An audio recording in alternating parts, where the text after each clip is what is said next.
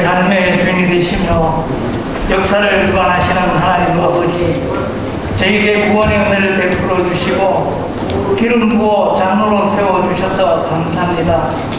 여기 모인 저희들이 성실과 인내로 주님의 몸된 교회를 잘 섬기는 훌륭한 장로들이 되게 하옵소서. 진리가 너희를 자유케 하라 하신 하나님 아버지, 한국장로대학원을 통하여 진리의 말씀을 탐구해 갈 수 있도록 기회를 허락하심을 감사드립니다. 오늘 제24기 25기 원생들이 각자 처소에서 먼 길을 마다않고 달려와 이 자리에 함께 했습니다. 이 시간 성령님께서 임재하셔서 강사님들의 강의를 통하여 저희들이 하나님을 더 잘 알아갈 수 있도록 은혜 베풀어 주시옵소서. 하나님께서 주시는 새로운 비전과 도전으로 충성과 헌신을 다짐하는 저희들 에게 인도하여 주옵소서. 전쟁은 하나님께 속한 것이라 하신 하나님 아버지, 지금 지구 초원에서 조그만 바이러스로 수많은 사람들이 힘들어하고 있으며 러시아와 우크라이나 전쟁으로 무고한 생명이 죽어나가는 폐허가 된 도시의 안타까운 모습을 목도하면서도 하나님께 간절히 기도하지 못했던 저희들을 용서하여 주옵소서. 아버지께서 강권적으로 전쟁을 다스리시고 개입하시어 이 땅에 평화를 주시기를 간절히 기도합니다. 이 나라의 민족을 사랑하시는 하나님 아버지, 대통령이 침식을 앞두고 있습니다. 진보, 보수, 여야, 남녀 할 것 없이 모든 사람들의 마음을 하나로 묶어 이제는 갈등을 넘어 포용하고 하나님께서 다스리시는 공의로운 이 땅, 이 나라가 되도록 은총을 베풀어 주옵소서. 하나님 아버지, 이 시간 저희들 강의를 통하여 하나님 말씀을 배운다고 하지만 지혜가 부족합니다. 하늘의 신령한 지혜를 다하여 주시기를 간절히 원하오며 거룩하신 예수님 이름으로 기도드립니다. 아멘. 우리 현창기 교수님 모시겠습니다. 우리 뜨겁고 감사한 박수를 드리겠습니다.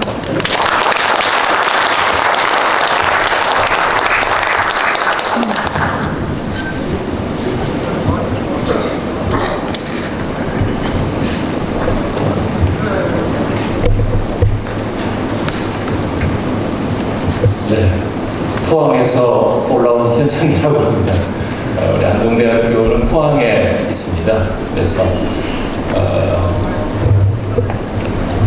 포항에 아주 그것도 주변에 산과 들밖에 없는 그 허허벌판에 있는 느낌의 그런 학교인데, 우리 학생들과 또 교수님들 하나님의 은혜 가운데 하나님 인도하심을 잘 받으면서 정말 기독 지성들을 키우고 참 하나님 나라에 귀하게 쓰임받을 귀한 청년들을 길러내기 위해서 열심히 달려가고 있습니다. 오늘 장로님들하고 함께 나눌 내용은 과학에 대한 것입니다. 조금 생소하실 수도 있겠다는 생각은 듭니다만은 제가 좀 덮어보겠습니다.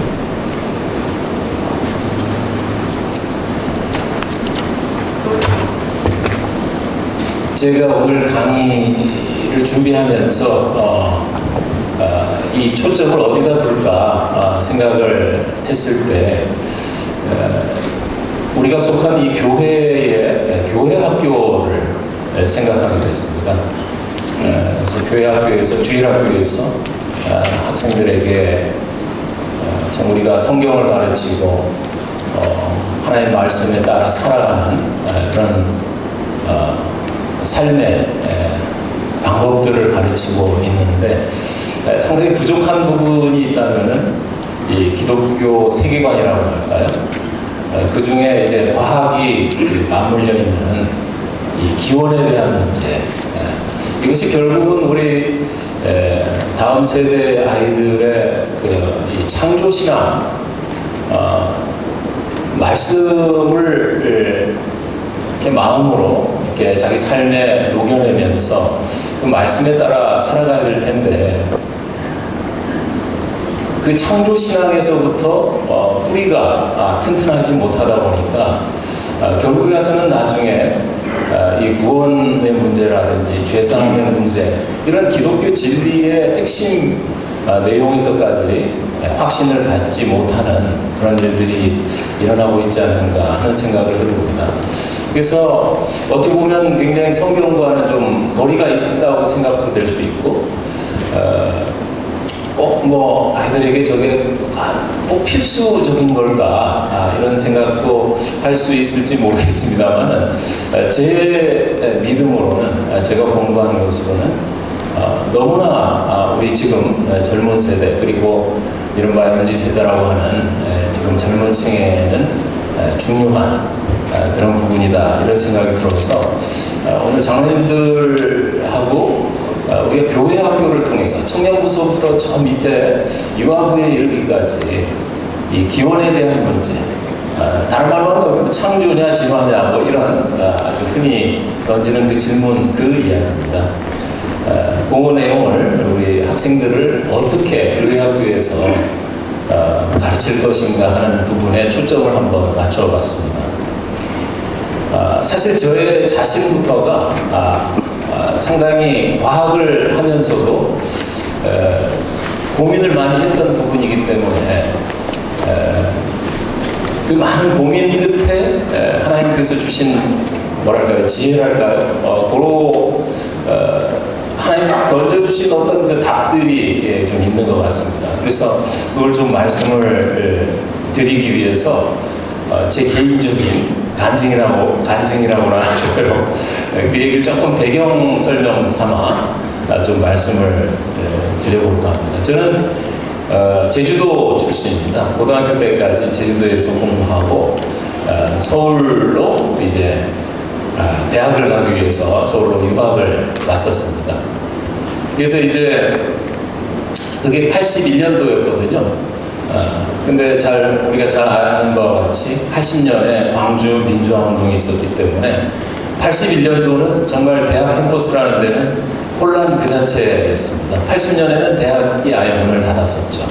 근데 저희가 들어왔을 때는 문은 열었지만은 수업이나 뭐 여러 가지가 정상적이지 않은 굉장히 혼란한 현장이었습니다. 그래서 제주도에서 이 촌놈이 말이죠. 공부해보겠다고 서울에 왔는데 첫 수업서부터 교수님도 안 오셨고 잠바 입은 형이 들어와가지고 말이죠. 몇 명 앉아있지도 않았는데 데리고 나가서 그 노래를 부르고 시위하는 현장에 인도를 하는 그래서 끌려가는 뭐 그런 상황을 제가 이제 경험을 하게 됐습니다. 저는 이제 서울대학에서 공부했는데 거기 이제 산등성이잖아요, 학교가. 그래서 이제 모여 앉아서 노래하다 보면은 학교 한 3분의 1 정도는 사법경찰이었던 것 같습니다. 그래서 갑자기 일어나서 막 잡으러 뛰어 올라오면 산 쪽으로 막 도망가고. 근데 저는 그 교회라고 하는 어떤 신앙도 당연히 없었고요. 교회라고 하는 것을 뭐 전혀 가본 일도 없었던 그런 사람이었는데 그 혼란한 그 대학 생활 가운데 저에게 복음을 전하는 그런 친구들이 있었습니다. 근데 저에게는 이상하게 이 교회에 대한 어떤 반감이랄까요? 뭐 특별한 경험이 있는 것도 아닌데 굉장히 그런 반감이 있고 경계하는 마음이 컸습니다. 그래서 그 친구들에게 오히려 제가 모욕적인 언사로 이렇게 나한테 그런 전도하는 그런 말 하지 마라. 이런 식으로 반발하면서 지냈던 그런 대학 생활이었습니다. 근데 이제 그때 마침 저희 집에 이제 사형제인데 맨 큰 형님, 저보다 9살 위이신 큰 형님께서 은혜를 받으셔서 이제 병을 고치셨어요. 위가 굉장히 안 좋으셨는데 신앙이 없으셨다가 어떤 집사님 소개로 기도원에서 기도하면서 마지막 지푸라기 잡는 심정으로 기도원에서 기도라는 것을 해보시고 성경이라는 걸 공부해 보셨는데 그 병이 낫게 되는 기적을 체험하셨습니다. 저희 큰형님이. 그래서 갑자기 대학원을 졸업하자마자 신학대학원을 가셔서 전도사가 되셨어요. 제가 제주도에 올라왔을 때 막 뜨거운 그런 상태셨던 거죠. 그러니까 이제 막내 동생이 제주도에서 올라오니까 그 뜨거운 열정이 가만히 놔둘 수가 없었겠죠. 그래서 제가 이제 서울 상도동에 집을 구해서 형들하고 같이 살았었는데 그 형님이 마음에 앉혀놓고 자꾸 말씀을 가르치시는 거예요. 근데 저는 이제 제주도에서 어렸을 때 있을 때부터 아주 오래전에 저랑 같이 살았던 형이 서울에 가서 아주 공부도 열심히 하고 저희 집에서는 제일 열심히 공부하고 제일 똑똑하신 분이었거든요. 그래서 늘 자랑스러워하고 존경했던 분인데 서울에 오자마자 그 형이 이상하게 바뀌어 있고 또 저를 앉혀서 계속 듣기 싫어하는 그 성경 말씀을 막 가르치려고 하는 그것 때문에 굉장히 집에서도 막 혼란스러웠어요. 학교에서도 혼란스러웠는데 학교에서는 정말 내가 공부하려고 서울에서 저는 뭐 그 데모를 앞에서 뭐 열심히 하던 그런 사람도 아니었습니다. 어떻게 하면 안 잡힐까 막 구경하다가 막 도망가고 이런 사람이었는데 나름 그 제 마음 가운데 고민 같은 것들이 막 생기는 거예요. 또 머리가 좀 커져가면서 내가 왜 여기서 이런 환경 속에 처하게 됐는지 이런 질문들을 던지게 됐던 것 같습니다. 그런데 이제 집에 돌아오면은 큰형님이 자꾸 이제 말씀을 막 가르치시려고 하고. 그러니까 이제 제가 이제 대학생활 시작하면서 이 지성이 막 이제 쌓아져 가야 될 그런 시기에 어떻게 보면 굉장히 혼란을 겪게 된 그런 상황이었죠. 어찌됐든 뭐 저는 끝까지 버텼습니다. 저희 큰형님이 저를 그렇게 막 변화시키려고 애를 쓰셨습니다만은 끝까지 버티고 저희 큰형님이 저를 드디어 놔주셨어요. 한 5년 정도 지났던 것 같습니다. 제가 이제 그 대학원 공부할 때쯤에서는 더 이상 저에게 포기하신 거죠. 그냥 가르치시려고 하는 그런 주일날 막 깨워가지고 교회 가라고 막 다그치시는 그런 일도 없고 그런 이 자유를 누리게 된 것이죠. 근데 제가 이제 그러고 나서 한 2년 정도 지났을까요? 그때가 제가 박사과정 1년 차가 지났을 때였습니다. 저는 이제 계속 군대는 안 가고 대학원에서 이제 군대 일하면서 카이스트에서 박사과정을 했거든요. 거기서 1년이 지났을 때 그때가 1988년 초였거든요. 제가 이상한 경험을 하나 하게 됐습니다. 그때는 카이스트가 지금은 대전에 있지만 그때는 여기 홍릉에 경희대 옆에 청량리 그쪽에요. 그쪽에 있었기 때문에 제가 이제 전철 타고 이제 왔다 갔다 하는 그런 장소였는데 한 동대문역인가 그 정도 뭐 여기서 멀지 않죠. 거기를 지나가는데 갑자기 옛날에 그 큰형님께서 저한테 가르쳐 주셨던 그 말씀들이 막 생각이 나는 거예요. 저는 너무 그 시간이 괴로웠기 때문에 한쪽 귀로 듣고 한쪽 귀로 막 흘려보내는 그런 연습을 막 하면서 안 들으려고 노력을 했거든요. 근데 그게 이제 제 안에 쌓여 있다는 것을 알게 됐고 그 전철 타고 가는 그 와중에 막 그 배웠던 말씀들이 생각이 나는데 많은 분들이 경험하는 것처럼 저도 많은 눈물을 쏟게 됐습니다. 이해할 수 없는 왜 내가 울고 있는지도 모르는 상태에서 계속 눈물을 흘리면서 제가 들었던 말씀들을 생각하는 이제 기억이 나는 그런 이상한 경험을 하게 됐죠. 근데 이제 카이스트 안에 그 카이스트 교회가 있습니다. 마치 무슨 동아리 비슷한 건데요. 거기 우리 로컬 처치처럼 이렇게 제대로 된 게 아니고 동아리 비슷한 건데, 그러니까 석사과정, 박사과정 학생들이 성도들이었고요. 목사님은 계셨어요. 그래서 이제 주중에 우리가 이제 예배드리고 주말에는 주일날은 이제 각자 속한 교회로 가서 예배드리는 그런 형식의 동아리인데 모든 카이스트 학생들이 그 카이스트 교회를 싫어합니다. 왜냐하면 틈틈이 와가지고 자꾸 전도를 하니까 이 카이스트 안에서 저게 뭐 하는 짓이냐 막 이러면서 욕도 많이 하고 저도 이제 욕했던 사람이고요.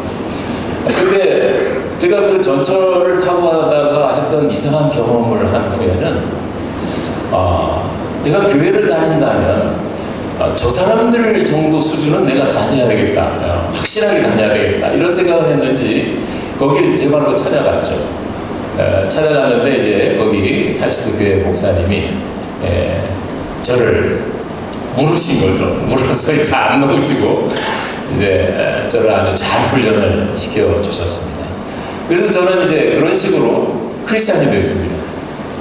그러니까 뭐 어떻게 무슨 계기로 크리스찬이 됐는지 정확하게 설명할 수 없는 그런 과정을 거쳐서 갑자기 하나님께서 제 마음 가운데 부어주신 그 하나님의 그 성령의 지혜라고 할까요? 그 힘이 있었던 것 같습니다.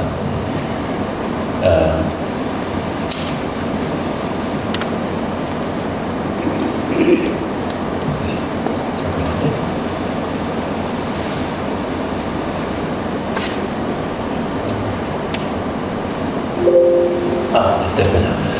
그래서 이제 제가 박사과정 2학년 올라가면서 예수님을 믿게 됐거든요. 물론 처음에는 뭐 모든 게 서툴렀죠. 먼저 구원의 확신서부터 고백을 하고, 그 다음 기도하는 법도 이제 그제서야 처음 떠듬떠듬 기도도 해보고, 그리고 이제 카이스트 교회 목사님이 선교에도 관심이 많으셨어요. 그래서 선교에 대해서도 배우고 이러면서 저도 선교적인 삶을 살겠다 이런 결단을 하면서 살게 된 것 같습니다. 그러면서 이제 카이스트 교회 그 그룹의 그 특징은 뭐냐면은 우리가 다 과학을 하겠다고 모인 크리스찬들이었기 때문에 전공이 다양하잖아요. 근데 이제 거기에서 키워드 어떤 그 이슈가 되는 부분이 뭐였냐면은 이 기원의 문제였습니다. 우리가 이제 성경적 그 진리를 공부하고 믿으면서 이 창조와 진화, 그러니까 과학을 직접 공부하는 사람 입장에서는 직접 피부에 와닿는 질문이잖아요. 특히 저는 이제 생화학 쪽에 공부를 했는데 이 생화학 교과서에서도 뭐 대부분은 뭐 창조니 진화니 뭐 유신론이니 무신론이니 그런 뭐 갈등이 없는 부분들입니다. 가치 중립적인 그런 어떤 과학적 사실들이 수록된 것이 교과서겠죠.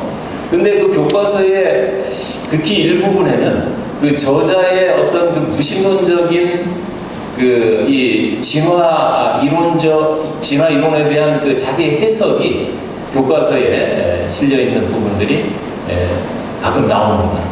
그럼 그런 부분들은 뭐 그냥 넘어갈 수도 있고 아니면 관심 있게 들여다볼 수도 있겠지만은 저는 주로 이제 그 전에는 그건 당연한 사실이기 때문에 뭐 꼭 볼 필요도 없이 난 그냥 동의하는 그런 사람이었는데 이제 크리스찬이 되고 나서 이제 뭐 생화학책이나 뭐 다른 교과서들 보면 그런 부분들이 걸리기 시작하는 거죠. 그래서 나는 누구인가라고 하는 질문에서 나오지 않습니까? 결국은 모든 이 우주 만물의 존재, 이 존재론적인 질문이 또 걸려드는 것이죠. 그리고 이제 신앙 고백하는 데서도 이렇게 솔직한 그 고백, 솔직한 하나님 앞에서 정말 발가벗고 고백한다 이런 느낌이 잘 안 드는 거예요. 왜냐하면 예를 들어서 제가 항상 고민했던 말씀 중에 에베소서 1장 4절 말씀이 있었습니다. 곧 창세전에 그리스도 안에서 우리를 택하셨다라고 하는 사도바울 선생님의 그 이야기가 이 과학을 하는 저에게는 너무나 좀 어려웠던 것이죠. 과학을 공부하고 있기 때문에 더 어렵지 않았나 그런 생각이 되돌아볼 때 그런 생각이 드는 것인데 결국은 이것이 과연 어떤 논리로 설명될 수 있는 부분인가? 나도 하나님께서 선택을 하셨다는 것인데, 그것도 이 세상이 만들어지기 전에, 창세전에 나를 선택하셨다는 것. 그래서 내가 그리스도인이 됐다라고 하는 것. 쉽지 않았습니다. 저는.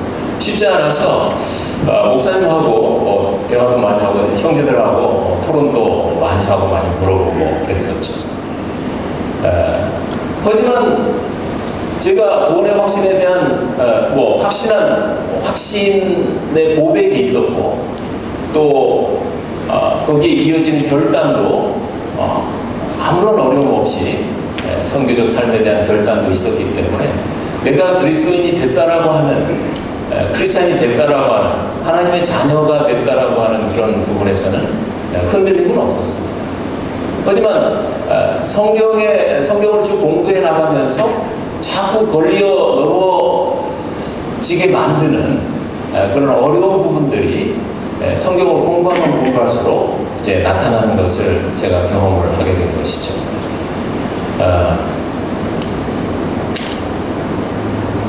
결국 우리 형제들하고 어떤 모임을 했었냐면요, 저희가 수요일마다 밤에 예배 마치고 나서 모여가지고 어떤 특정한 주제에 대해서 디베이트하는 그런 모임을 했었습니다. 그러니까 팀을 나눠가지고요, 한 주는 내가 창조론을 대변하고, 다른 주는 내가 진화론을 대변하고 하면서 창조론 대 진화론 나온 이론을 가지고 서로 토론하고, 또 내기해가지고 짜장면도 사주고 뭐 이러면서 재미있는 토론의 시간들을 저 가져왔죠. 그걸 하면서 두 가지가 이제 저에게 크게 다가온 건데요. 하나는 뭐냐면은, 제가 창조니 진화니 전혀 관심이 없었거든요. 뭐 기원의 문제, 그거는 고민거리가 아니었죠. 저는 뭐 고등학교 때부터 뭐 생물학 책에서 나온 거, 대학에 와서 공부한 거, 하여튼 크리스찬이 되기 전까지는 그건 저에게는 질문 자체가 아니었습니다. 그냥 있는 그대로 공부하고 시험에 나오는 답을 쓰면 되는 자연스러운 일이었거든요. 그런데 이제 나의 존재의 문제와 결부되어서 창조와 진화의 어떤 논쟁이 있다는 것과 그 안에서 어떤 세계관적인 선택이 필요하다라고 하는 그 시점에 오니까, 내가 지난 크리스찬이 되기 전 내가 살아왔던 모든 시간이 진화론자의 삶이었다라고 하는 것을 새롭게 깨달게 된 거죠. 내가 진화론자다, 이 말이 굉장히 어색한데 진화론자였던 것이죠. 그러니까 우리가 교회에서 우리 교회 학교 아이들이 진화론자가 굉장히 많은 것입니다. 어찌 보면은 학교 가서는 진화론자인 척 해야 되고, 교회에 와서는 창조론자인 척 해야 되는 그 마음의 고민도 좀 많은 것 같습니다. 그러다가 이중인격자가 되지 않을까 걱정도 될 정도로, 그것보다는 아무래도 좀 무관심해질 가능성이 많은 거예요. 그런 고민하는 거 그렇게 좋아하지 않잖아요, 요즘 젊은 층에서는. 어쨌든 저는 완전한 진화론자의 삶을 살았다는 것을 발견하게 됐고, 그 다음에 그 형제들하고 같이 스터디하고 서로 토론하는 그런 그 모임을 계속 이어가면서 내가 생각했던 그 진화론의 내용이 상당 부분 덜 구체적이었구나, 굉장히 피상적이었구나 라고 하는 것을 발견하게 된 것입니다. 그래서 이제 이 강의 슬라이드에 한번 몇 가지 대표적인 예들을 한번 제가 빨간색으로 정리해 본 겁니다. 장로님들 뭐 어렴풋하게 기억나실 것 같은데요. 옛날에 배우셨던 거죠. 전공도 좀 다르실 거고, 그래서 굉장히 좀 낯설을 수도 있고요. 뭐 상동기관, 흔적기관이라든지, 이 헤켈의 개통 발생 반복설이라든지, 또 시조세, 그리고 이 다윈의 단일 개통수, 어디선가 많이 듣던 옛날 고등학교 시절에 배우셨던 그런 내용들이시죠. 근데 저것이 우리가 너무 자연스럽게 배웠기 때문에 저 내용들이 나를 어떤 사람으로 만들었는지를 알아차리질 못했던 겁니다. 제 자신이 그랬던 거죠. 그래서 자연스럽게 진화론자라고 하는 그런 타이틀이 저에게 붙게 된, 그렇게 만든 것들인 것이죠. 근데 저 내용들을 쭉 형제들하고 공부하고 토론하면서 좀 구체적으로 들어가 본 거거든요. 그냥 상동기관, 흔적기관, 그냥 뭐 당연히 사실인 것처럼 느껴져 왔던 것들을 좀 더 비판적인 시각으로 혹시나 하는 마음에서 이제 파고 들어가서 공부를 하는 그런 기회들을 갖게 된 것입니다.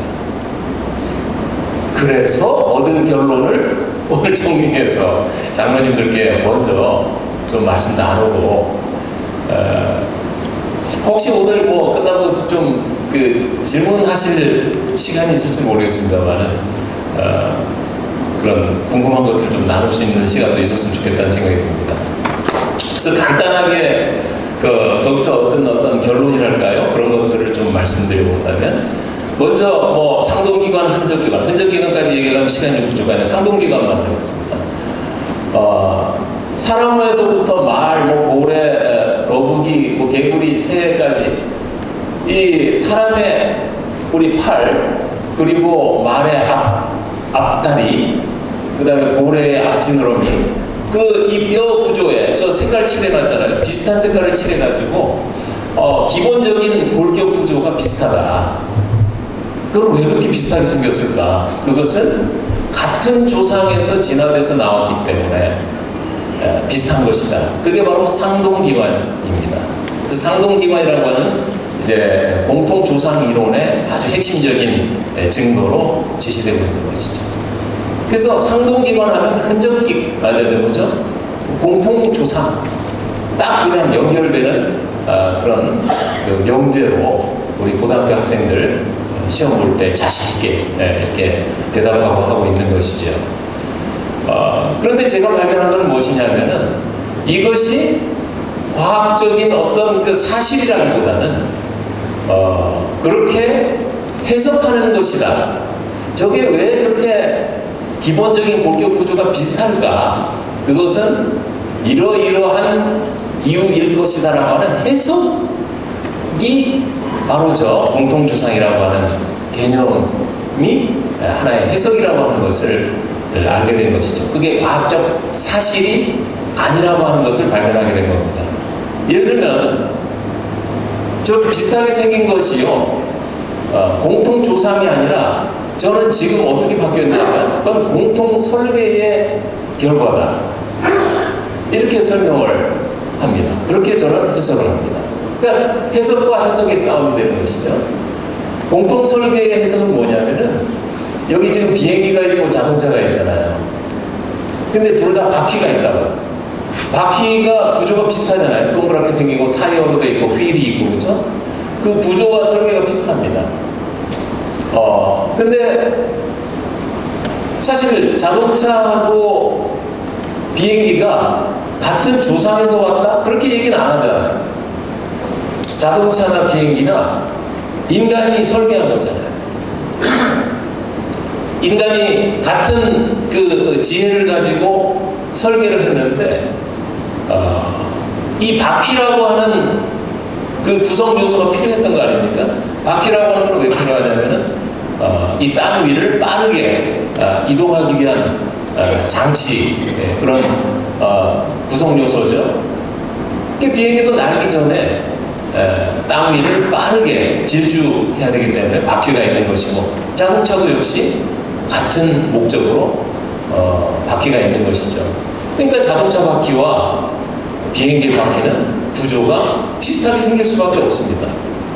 그것은 같은 조상에서 비행기가 진화돼 나왔고, 그 다음에 자동차가 진화돼 나왔고, 아니면 거꾸로 뭐 자동차가 먼저 진화되고 비행기가 나오고 이런 어떤 유연 관계, 조상과 자손의 관계, 어떤 스스로 발생했다라고 하는 그런 설명은 이 자동차와 비행기를 봤을 때 도저히 설명할 수 없는 것이죠. 그렇다면 우리 앞에서 본 우리 여러 척추동물의 골격 부분을 과연 어떻게 해석하는 것이 맞느냐? 공통 조상으로에서부터 왔을 수도 있죠. 하지만 공통 조상으로부터 왔다는 게 증명된 것이 아닌 이상 그것은 해석의 영역인 것입니다. 하지만 이 자동차나 비행기를 봤을 때는 우리의 경험으로 봤을 때 분명히 어떤 인간이라고 하는 어떤 지적 존재가 그 필요성에 따라서 설계했다는 것은 우리가 당연히 추론하고 당연히 알고 있는 사실이죠. 왜 공통 조상으로 설명하는 것은 가능하고 공통 설계라고 하는 그 해석도 얼마든지 논리적으로 타당하고 충분히 가능한 설명인데 우리 학생들은 공통 설계라는 개념조차 들어볼 기회가 없습니다. 교과서에 실어주지 않아요. 왜냐하면 공통 설계, 사람의 팔과 말의 앞다리와 이런 것들이 같은 지적인 존재에 의해서 설계됐다라고 하는 얘기를 하게 되면은 그럼 누구냐 설계자는 그런 질문이 나올 거고 그럼 어떤 신적인 존재 절대 지혜를 가진 존재를 얘기하지 않을 수 없고 그건 유신론이 되어버리기 때문에 그거는 현대 교육의 현장에서 금지된 그런 스토리라는 것이죠. 하지만 근본적인 문제로 들어갔을 때 어느 해석이 더 맞느냐, 타당하냐 그런 타당성 논쟁은 있을 수 있지만 이 해석은 맞고 이 해석은 틀렸다. 누구도 그렇게 판정을 내릴 수 없다는 거 아니겠습니까? 누가 저 고래의 지느러미가 육상동물의 앞다리로부터 물속에 가서 살다 보니까 점차 변화돼가지고 앞 지느러미가 됐다라고 하는 걸 누가 뭐 현장에서 기록해둔 것도 아니고 누가 증명할 수 있겠습니까? 그건 자연 발생이라고 하는 설계자, 창조주가 없어도 스스로 만들어질 수 있다라고 하는 그 논리를 설명하기 위한 하나의 해석의 방법일 뿐이지 그 입증된 그런 증명된 과학적 사실이 아니라고 하는 것을 우리 학생들에게 교회 학교를 통해서 분명히 가르쳐야 되지 않겠나 그런 생각을 해보는 것이죠.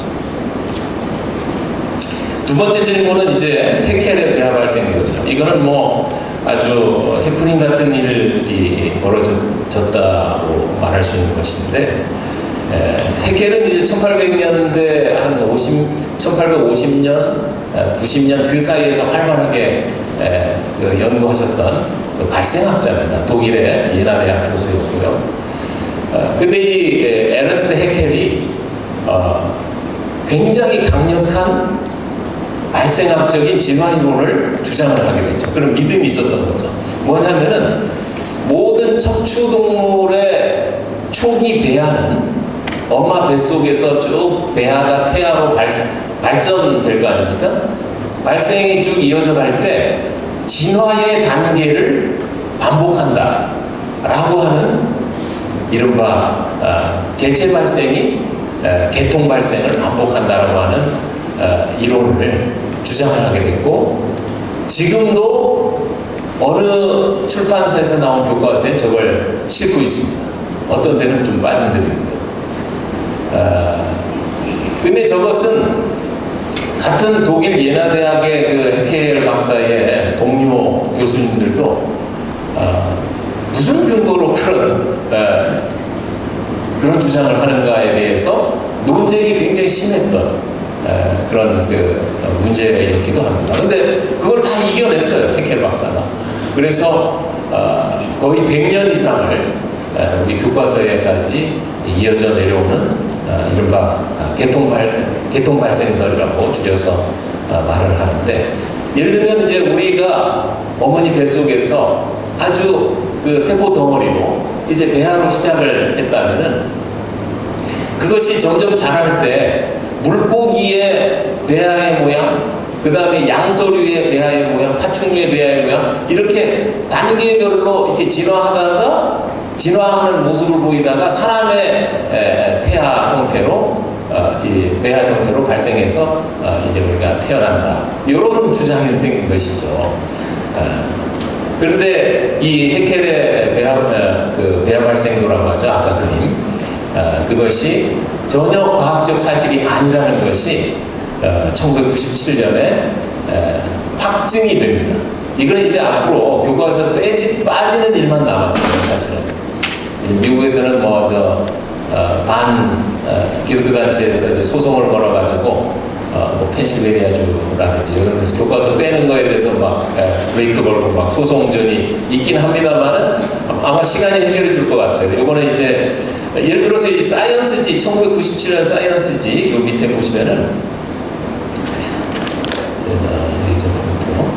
여기 그 사이언스지에 발표된 논문 보면은 사실 과학 저널에 논문 제목으로 이런 단어 잘 안 쓰거든요. 프라우드라는 말은 이제 사기극 이런 뜻입니다. 사기. 예. 근데 왜 이 페니시 그룹에서 굉장히 감정이 실린 그런 제목을 붙인 거 아니겠습니까?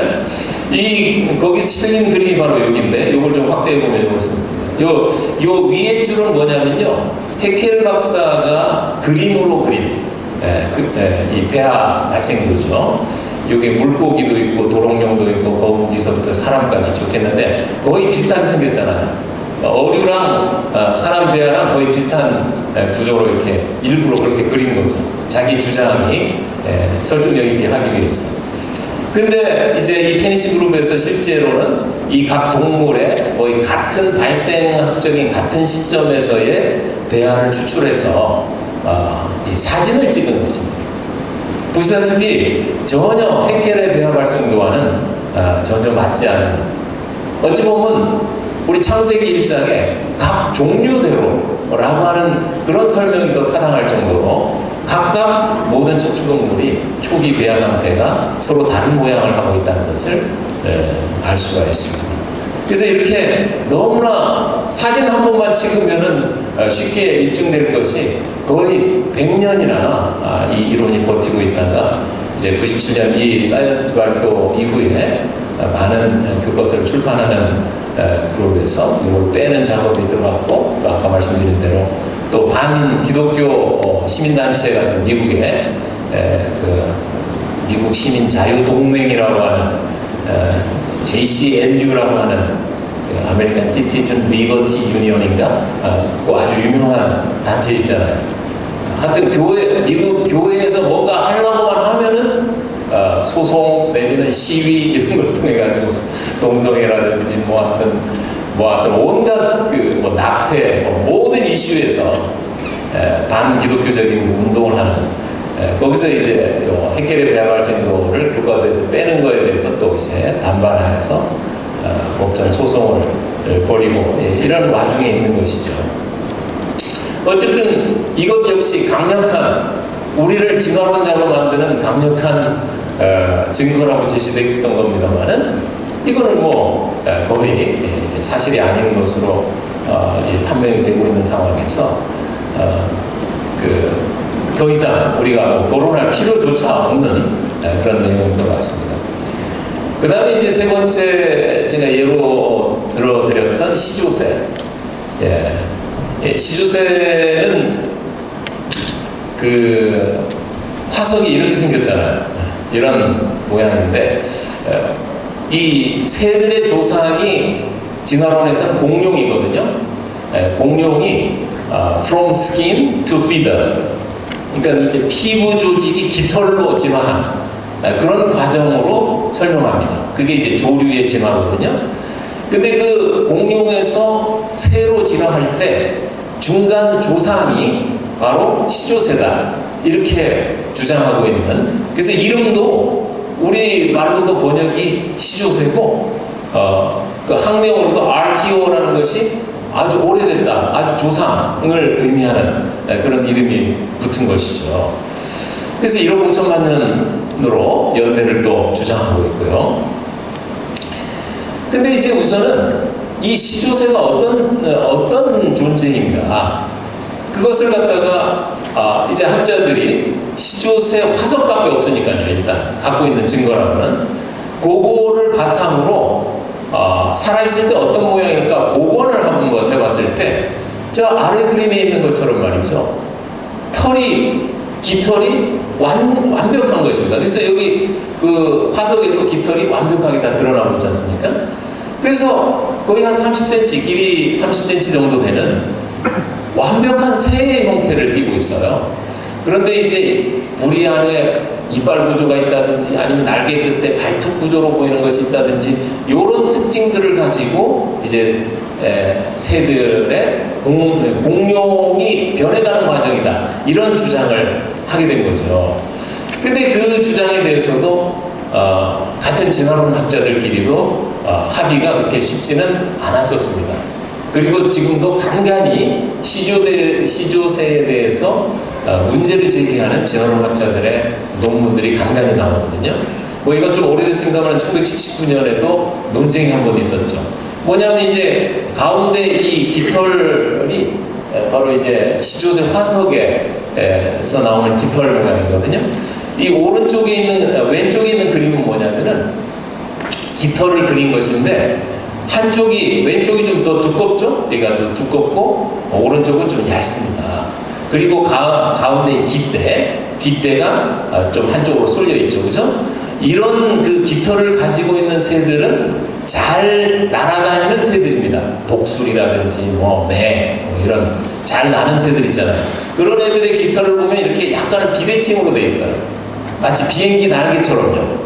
한쪽 갈 때 이렇게 얇아지잖아요. 근데 이제 오른쪽 깃털은 뭐냐면은 잘 날지 못하는 새들이 있습니다. 좀 자존심 상하는 새들이죠. 예를 들면은 그 타조 뭐 이런 애들이죠. 이런 친구들은 이 깃털을 보면은 양쪽이 대칭이에요. 두께 차이가 없고 깃대도 가운데 있습니다. 그런데 가운데 여기 있는 그 화석 그림, 요 시조새 화석에서 보여주는 깃털의 모양은 어떻습니까? 바로 왼쪽 모양을 많이 닮았잖아요. 그렇죠? 한쪽이 두껍고 반대편은 얇아지고 있지 않습니까? 이것은 전형적으로 지금 잘 날아다니는 새들의 깃털의 모양과 완전히 똑같습니다. 그렇기 때문에 시조새는 공룡에서부터 이제 날아다니려고 이제 막 준비하고 있는 새들의 조상이라고 볼 수 없다, 이런 주장이 이제 페두시아 그룹에서 사이언스하고 또 거의 비슷한 또 이제 갈빗대 그 구조를 가지고 또 이제 네이처에, 그래서 사이언스 네이처에 막 그런 시조새의 그 새들의 조상이라고 하는 이론에 반박하는 그런 내용의 논문들이 발표가 됩니다. 그리고 이제 시조새 화석들은 이건 좀 놀라운 사실인데, 시조새 화석들이 지금까지 한 8종류가 있거든요. 그게 다 독일에서만 나왔어요. 근데 얘네들이 사실 누군가의 조상이라고 한다면은 어떻게 보면은 시조새보다 좀 더 공룡에 가까운 뭐 시조새의 아버지, 시조새의 할아버지 이런 형태라든지, 아니면 시조새보다 좀 더 새에 더 가까운 그런 형태라든지, 이런 수직적인 관계로 나와야 되는데 시조새 화석들은 전부 다 고만고만합니다. 깃털이 다 완벽해요. 그 발견된 8종류 다. 그래서 진화론 학자들이 요 지금 그 talkorigins.org가요, 우리 인터넷 웹사이트에서 가장 진화론을 잘 정리해 놓은 그 기원의 문제에 있어서 또 창조론 비판하고 뭐 이런 웹사이트가 있습니다. 거기서 가져온 글이거든요. 여기 보면 cousin fossil이라는 말이 있죠. 사촌 화석이라는 것이에요. 그럼 뭐냐면은 사실은 시조새가 털이 완벽하기 때문에 좀 더 시조새보다 원시적인, 좀 더 그 깃털이 덜 완벽한 그런 그 시조새의 조상이 필요한데, 시조새라고 주장되는 그 화석들은 전부 사촌지간이에요. 아버지, 할아버지 그 수직적인 그런 쪽이 아니고 다 사촌들, 작은아버지 아들, 큰아버지 아들 이런. 왜 사촌 화석만 존재하는가? 그 아버지 때, 할아버지 때 그 아주 그 원시적인 시조세의 조상에 해당되는 그런 화석들은 우리 절대 발견되지 맙시다 하면서 막 서로 약속해서 발견되지 않는 게 아니라면 확률적으로 안 나올 수가 없는 것이거든요. 근데 새들의 조상이라고 하는 중간 단계라고 하는 시조새들은 다 발견된 것들은 깃털이 완벽한 애들만 나오고 있다는 거. 이것을 우리가 어떻게 해석해야 될 것이냐. 과연 시조새라고 하는 것이 새의 조상이 맞느냐. 사실은 뭐 날개 끝에 그 발톱 뭉툭한 구조가 있고 부리 안에 이발 구조가 있다고 합니다만 그거는 사실은 지금 타조한테도요. 타조가 조류잖아요. 그 날개 끝에 뭉툭한 뼈 구조가 있습니다. 그리고 저 남미에 많이 사는 호에친이라고 하는 새가 있거든요. 얘네들 부리 안에 이빨 구조가 있어요. 정작 파충류 중에는 이빨이 없는 애들도 많습니다. 예를 들어서 거북이도 파충류에 속하거든요. 얘는 평생 이빨이 없잖아요. 그러니까 부리 안에 이빨 구조로 보이는 게 있다. 날개 끝에 뼈 구조로 보이는 게 있다. 그것이 전혀 파충류와 조류를 분류하는 기준이 될 수 없는데 그런 것들이 다 시조새를 조상으로 주장하기 위한 어떤 동원된 그런 어떤 그 기준들로 우리가 의심하지 않을 수 없는 것이죠. 이제 정작 시조새가 정말 새들의 조상이 되려면 이런 형태의 화석이 나와야 됩니다. 지금 뭔가 피부가 깃털로 바뀌어가는 것을 보여주는 화석이라든지 사실 이건 조금 이제 진화이론에서 어떤 이론이 나오냐면 이건 너무 설명이 길어지는데 Little Forest Climber가 Little Forest Flyer가 됐다 이런 말을 합니다. 무슨 말이냐면은 이 공룡같이 생긴 애가요 나무에 기어 올라가지고 곤충도 잡아먹고 막 이러고 지내고 있었는데 막 어떤 나무에 올라가서 막 잡아먹고 있는데 저쪽 반대편 나무에 보니까 더 맛있는 게 있거든요. 근데 다시 내려가서 다시 올라가면 멀잖아요. 그러니까 급한 마음에 점프하기 시작했다는 거예요. 그게 아주 몸집이 작은 Little Forest Climber가 숲속을 기어 올라가던 애가 자꾸 점프하면서 플라잉 연습을 하다 보니까 Little Forest Flyer로 진화한 것이다. 이게 가장 유력한 이론입니다. 너무 웃기실지 모르겠지만은 진화 이론이 그렇게 나와요. 그러면 Little Forest Flyer가 진짜 새들의 조상의 그 과정이었다면 이런 형태가 나와야죠. 지금 점프하고 있지 않습니까? 하지만 이런 건 전혀 나오지 않는 상태에서 다 고만고만한 사총화석 시조새들만 지금 주장되고 있기 때문에 시조새를 새들의 조상이라고 정말 교과서에서 마치 과학적 사실인 것처럼 학생들이 받아들이는 그것을 과연 그렇게 가르쳐도 되는 것인지 그런 부분입니다. 근데 사실 이 얘기를 학생들이 어디 가서 접할 수 있을 것인가? 지금 현실적으로는 교회밖에 없습니다, 사실은. 그러려면 주일학교 교사 선생님들이 먼저 아셔야 될 부분이고요. 결국 교회를 통해서 아이들에게 이런 내용들이 알려져야 될 텐데, 근데 그런 생각을 이렇게 좀 하다 보면은 이런 질문이 또 생깁니다. 무슨 말이냐면 아이들이 교회에 오면은 이런 진화론에 반대되는 그 해석들 그런 걸 선생님들이 막 가르쳐 준단 말이죠. 근데 이제 학교를 가면은 학교 생물 선생님은 교과서에 나온 대로 가르쳐 줄 거 아니에요, 진화론을. 그럼 이 아이들이 어떻게 그 갈등을 학교와 교회 사이에서의 갈등을 자기가 알아서 해결을 해야 되는데 그건 어떻게 할 것이냐. 그것도 교회 학교에서 풀어줘야 됩니다. 다른 곳에서 풀어줄 곳이 없습니다. 그래서 뭐 여러 가지 방법이 있겠지만 만약 제가 주일학교 교사라면은 저는 그렇게 하겠어요. 학교에서 진화론적인 내용을 배운다면 그건 다른 어떤 내용보다 열심히 배워야 된다. 왜? 너는 교회를 다니니까. 교회 다닌다는 크리스찬이라고 하는 어떤 아이덴티티? 정체성은 나와 이 진화론은 무신론적인 이야기이기 때문에 나는 진화론은 뭐 거들떠보지도 않겠어. 교과서에 나오면 그냥 덮어버리고 선생님이 그 진화론 문제 나오면 일부러 틀려버리겠어. 이것은 정말 잘못된 크리스찬의 모습이라는 것이죠. 저는 그렇게 얘기해주고 싶어요.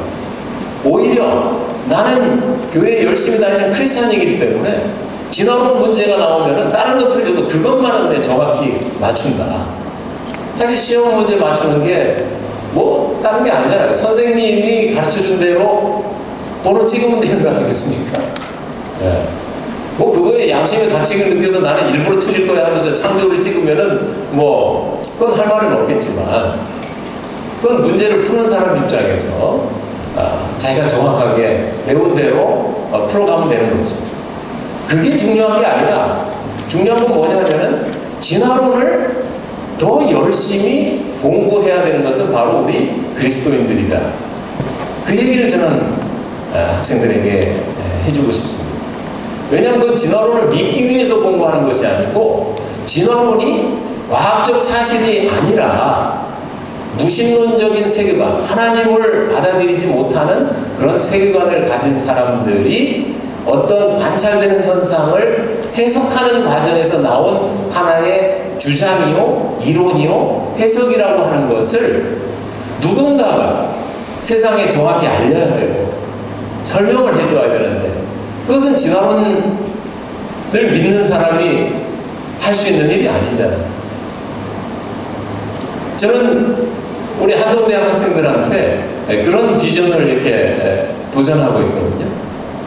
많은 학생들이 이제 같이 공감을 하고 있는데 뭐냐면은 우리 대한민국에 있는 4년제 대학이 한 200개 정도 된다고 하는데 200개 4년제 대학 중에 가장 진화론을 열심히 공부하는 대학 우리 한동대학이 됐으면 좋겠다. 혹시 아실지 모르겠습니다만 한동대학을 저희는 스스로 어떻게 부르냐면 하나님의 대학 이렇게 부르고 있습니다. 한동 글로벌 유니버시티라고도 하는데 그 가운데 G자를 한동 가스 유니버시티라고 이렇게 해서 우리 학교 본관에 가면은 크게 이렇게 한동 가스 유니버시티 이렇게 써놨어요. 어떻게 보면은 좀 건방지고 좀 외람된 그런 이름을 스스로 부르는 것이라고 볼 수도 있겠습니다만은 그건 저희의 고백입니다. 하나님의 방법으로 하나님의 인재를 그리고 하나님의 마음을 가지고 그들을 길러내겠다고 하는 저희의 결단이고 고백의 마음으로 하나님의 대학이라는 이름을 붙였습니다. 그럼 하나님의 대학에서 전국에서 가장 진화론을 열심히 공부해야 된다. 어떻게 보면 역설로 들리실지 모르겠지만 이건 누가 대신 해줄 수 있는 일이 아닌 것이죠. 서울대학에서, 포스텍에서, 카이스트에서 진화론에 대해서 질문하지 않습니다. 진화론 자체에 대해서. 교수님도 믿고요. 학생도 믿는데 진화론이 뭐가 잘못됐고 요 배경이 뭐고 질문할 필요가 없는 것이죠. 그냥 그 메커니즘만 줄줄줄 따라가면서 공부하면 되는 것이죠. 하지만 한동대학에서는 근본적인 진화론에 대한 질문을 해야 되는 것이고 그렇다면 진화론에 대해서 정확하게 이해를 해야지만이 정확한 질문이 나오는 거 아니겠습니까? 그런 이유로 한동대학이 가장 열심히 진화론을 공부해야 된다. 이건 교회에서도 똑같은 이야기인 것입니다. 고등부 내가 총무고 고등부 회장인데 내가 하나님을 믿는 사람이 진화론을 공부해서 되겠습니까? 이런 바보 같은 친구들은 따끔하게 혼을 내줘야 돼요. 진화론을 열심히 공부하는 그런 고등부 회장이 되거라 이렇게 가르쳐 주셔야 됩니다.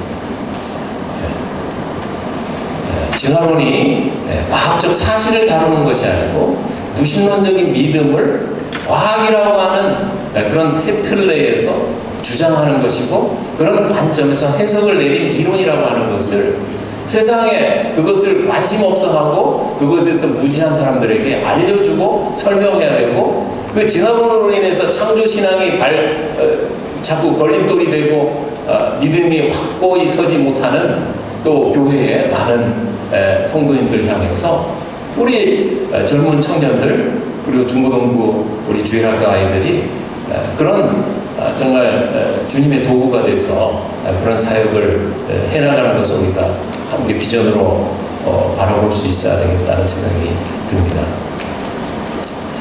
예, 중간에 좀 딴 얘기를 좀 했네요. 시간을 좀. 마지막으로 하나만 더 말씀드리면은, 이제 다윈의 단일 계통수죠. 이건 뭐 장로님들도 아마 지금도 믿고 계시는 장로님도 계실 수도 있습니다, 이거는. 모든 생물은 단세포, 공통조상으로부터 나와서 이 가지 치듯이 한 그루의 나무가지가 막 만들어지는 것처럼요. 모든 생물은 다 조상과 자손의 관계로 이렇게 연결된다. 하나의 나무로 표시한 것이 단일 계통수입니다. 찰스 다윈이 종의 기원을 통해서 그렇게 주장을 했죠. 그런데 지금 생물학이 막 발전하다 보니까 분자생물학, 세포생물학 막 나눠지고 막 그랬잖아요. 분자생물학이라는 건 뭐냐면은 분자, 다시 말하면 DNA와 단백질, RNA 이런 생명 분자들을 분석하는 방식으로 생물학을 연구하는 분야인데, 그런 새로운 생물학 분야에서 다윈이 주장했던 단일 계통수를 재평가하는 내용들이 과연 다윈의 주장을 더 확고하게 해주고 있을까요? 아니면 다윈의 주장에 문제점들이 자꾸 드러나고 있을까요? 바로 후자라는 것입니다. 이건 정말 놀라운 일이거든요. 예를 들어서 이 둘리틀 박사님이라는 분이 굉장한 진화론자거든요. 저 캐나다 델하우스 유니버시티의 분자생물학자면서 계통분류학자입니다. 굉장히 베테랑이시죠. 이분이 하여튼 30년 이상을 계속적으로 주장하는 것은 다윈의 단일 계통수는 사실이 아니다.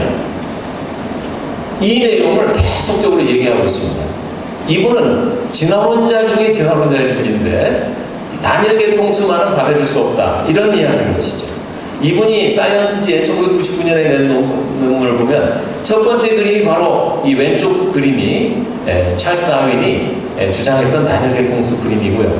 오른쪽 그림은 지금 대학 교과서에 나오는 계통학에서 가장 많이 쓰는 3도메인 시스템이라고 하는 그 이론에서 나온 그림입니다. 이거를 학생들이 배우고 있거든요. 근데 뭐 다윈의 그림과는 조금 달라졌습니다만은 뭐 기본은 똑같습니다. 출발은 단일 조상, 이 싱글 앤시스터에서 시작되고 있는 것이죠. 근데 둘리틀 박사의 주장은 뭐냐? 단일 조상으로 도저히 아무리 실험을 해도 단일 조상이라고 하는 결론이 나오지 않는다는 것입니다. 그건 뭐냐면은 요 밑에 조상의 형태가 너무나 다양할 수밖에 없다. 그런 주장을 이분이 계속 펴시면서 여기 빨간색으로 되어 있는 Biology must rethink Darwin's single tree.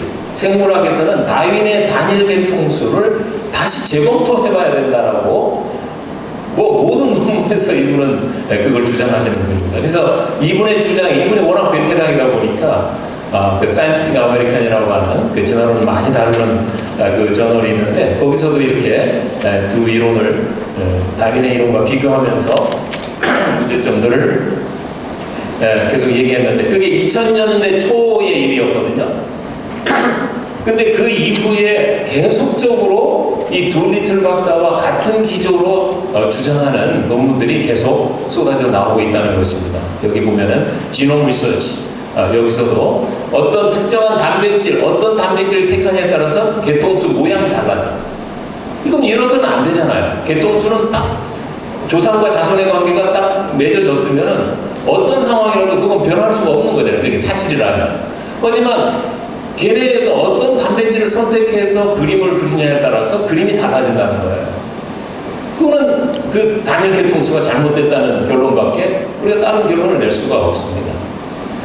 밑에 것도 마찬가지고요. Trends in Ecology and Evolution 2009년 논문에서 같은 얘기하고 있고요. 2013년에 Trends in Genetics도 역시 뭐 여기 한글로 다 결론을 써놨습니다만은 여기 그 New Scientist에서 나온 거 보십시오. Uprooting Darwin's Tree. 다윈의 단일 계통수 뿌리를 뽑아야 된다라는 얘기를 하고 있는 건 아니지만 뿌리가 뽑히고 있다? 뭐 이 정도? 네. 이건 굉장히 어떻게 보면 진화 생물학에서 가장 핵심적인 이론이 바로 이 공통조상 이론이거든요. 그게 바로 단일 개통수에서 나오는 개념이거든요. 그것이 다윈의 주장이 사실이 아니고 잘못된 이론이라고 한다면 진화 생물학은 처음부터 다시 해야 하자는 얘기입니다. 근데 그런 논문들이 지금 나오고 있다는 것이 어떻게 보면 좀 이런 것은 장로님들 중에는 충격으로 받아들여지는 장로님도 계실 거라는 생각이 듭니다. 2013년 네이처에서도 밴더빌트 대학에서 나온 논문인데요. 다윈의 진화계통 나무가 단일 한 그루 나무가 아니고 가시덤불처럼 밑에 조상이 너무 여러 가지 형태다. 뭐 같은 이야기입니다. 이것도. 예, 이 표는 한번 정리해 본 것인데, 그러니까 공통조상으로 진화했다라고 하는 건 진화론자잖아요. 그렇죠? 근데 저 왼쪽에 있는 창조는 없다. 그러니까 무신론자죠. 설계자는 없다. 하나님은 없다. 그렇게 믿는 사람들이 요 회색, 찰스 다윈을 비롯해서 뭐 여러 사람들입니다. 근데 저 같은 사람은 어떤 사람이냐면은 공통조상은 없다. 예. 그리고 우리는 창조되었다, 설계되었다, 유신론, 창조론, 유신론적 창조론을 이제 주장하는 그런 사람들이죠. 여기도 이제 많은 분들이 있는데 요즘 그 혹시 들어보셨는지 모르겠습니다만은 지적 설계론이라고 하는 그런 그 반진화론 운동이 있습니다. 이제 거기서 활약하시는 분들 중에는 이 개신교가 아니고 카톨릭 신자도 계시고 요 조나단 웰스 같은 분들은 그 UC 데이비스의 생화학자입니다. 근데 굉장히 업적도 많이 내신 분인데 정말 아쉽게도 이분은 통일교 신자예요. 그래도 유신론자죠. 근데 그분도 창조주의 존재를 받아들이고 그 진화는 잘못된 이론이다 이런 주장을 하시는 분들이 하여튼 존 샌포드는 미국 창조과학회의 아주 유명한 그 진건 이걸 개발하신 유명한 학자고요. 크리스천 학자고요. 하여튼 이런 분들인데 그 중간 단계도 있어요. 들어보셨겠지만 유신 진화론자라고 부를 수 있는 요 노란색으로 돼 있는 분도 있습니다. 그러니까 다윈이 말한 단일 계통수도 동의하고 받아들이고 창조주도 동의하고.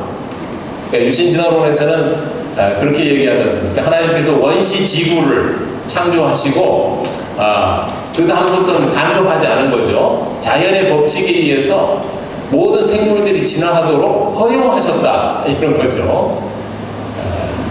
뭐 상당히 그럴싸하죠.